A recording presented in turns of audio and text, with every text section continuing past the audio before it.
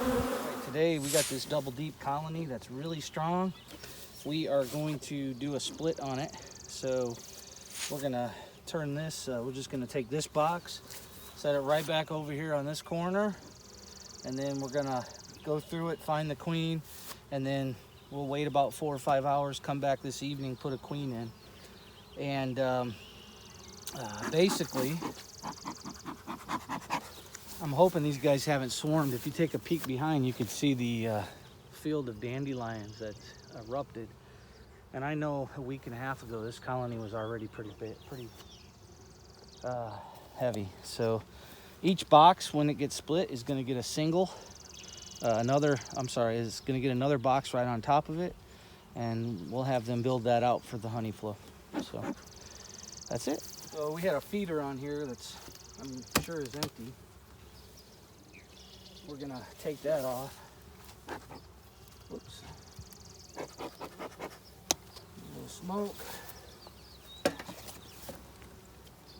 Take that feeder off. And there you have it.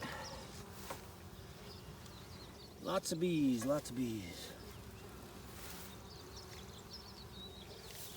All right, so we're just gonna take this colony off. Not too happy, are they? And we're gonna set it right over here, facing that way. And you don't need a bottom board because this base here acts like its own bottom board. Yeah, it's a commercial pallet. Perfect.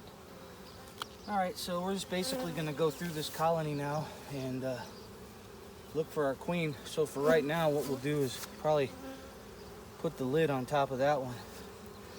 I also don't see our other apivar strip in there, so we gotta figure out where that went. But those will be coming out soon anyway.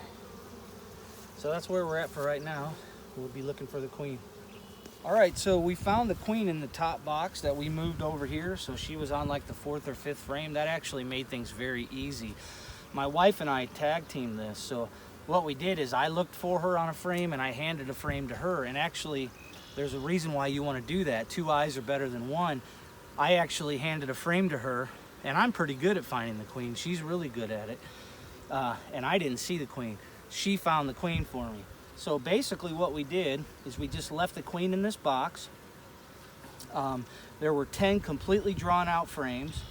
I put an empty frame of comb, drawn comb, in the middle slot. I brought a frame of nurse bees up with open brood to the top box, and I gave them drawn comb, and the rest they're gonna have to build out themselves. Now, because I moved this colony here, any bees that go out to fly are gonna end up back in this colony, okay? For whatever reason right now, I can't explain it, they're not really flying, but it was a pretty ugly morning. So what we're gonna do is I'm gonna open up this brood nest here, and I am gonna pull out 1 frame of bees. Probably I'm gonna look for open brood. I'm gonna shoot for the middle of the nest, and I'm gonna shake it into here, put it back into there, put another box on top of that, and then we'll wrap it up. That's it. And then about 4 or 5 o'clock tonight, I'll come in and put a queen in on this colony over here. This one, we'll get a queen, and she'll be out and ready to go in a couple days. So another thing I wanted to tell you is that I found swarm cells. So they were cups with fresh eggs, like they look like they were laid today. They were standing up straight for the most part. So that tells me this colony was ready to swarm already. In a week, this colony would have been in one of the trees over here. So it's still iffy, but I did give them some area for the queen to lay in here. So hopefully that'll subside the issue. We won't have a problem. So that's how it is. I'm gonna have to probably open this box and look for queen cells in here too real quick, and just make sure and destroy those. But I'm still gonna need to look in on these in a week to make sure that they are not continuing with swarm preparations.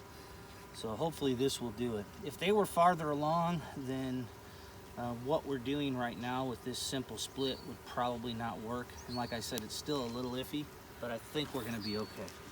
So anyway, that's all we're gonna do now at this point. Thanks.